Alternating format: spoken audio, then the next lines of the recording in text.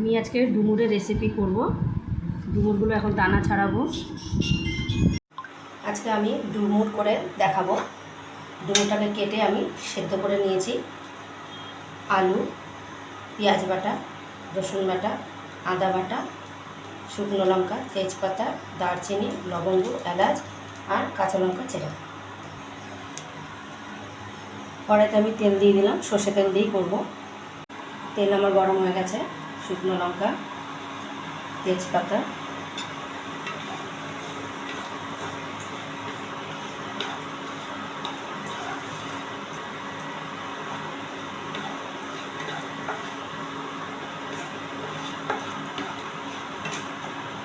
শুকনো লঙ্কা ভাজা হয়ে গেছে। এর মধ্যে এখন আমি আলু ছেড়ে দেবো।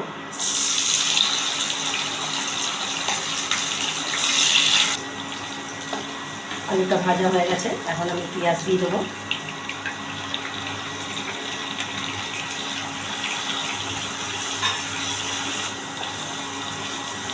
পেঁয়াজ দিয়েছি, এখন এটা ভালো করে নেড়ে চেড়ে নেব। একটু লাল লাল ভাজা ভাজা হলেই রসুন বাটা, আদা বাটা দেবো। পেঁয়াজটা লাল লাল হয়ে গেছে, এখন রসুন বাটা দেবো 1 চামচ, আদা বাটা দেবো 1 চামচ।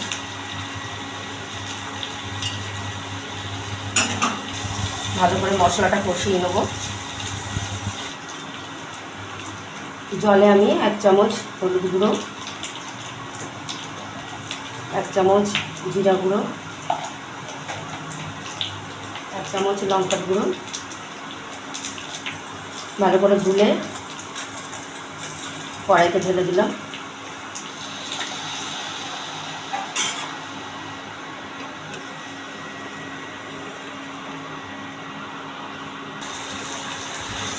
মশলা কষা হয়ে গেছে, এখন আমি ডুমুরগুলো দিয়ে দেবো।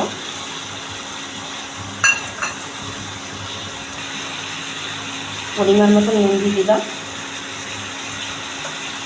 কাঁচা লঙ্কা ছেড়ে দিলাম। কষে নেবো ভালো করে, তেল ছাড়ছে।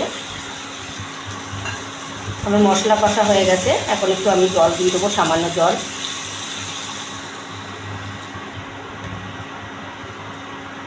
আমি জল দিয়ে দিলাম। এবার যতক্ষণ না ডুমুর সেদ্ধ হবে ততক্ষণ আমার থাকবে ঢাকা। আমার ডুমুরের তরকারিটা হয়ে গেছে, এখন আমি ঘি দেবো 1 চামচ, গরম মশলা দেবো সামান্য, চিনি দিলাম সামান্য, স্বাদ অনুযায়ী। ডুমুরের রেসিপিটা তৈরি হয়ে গেছে।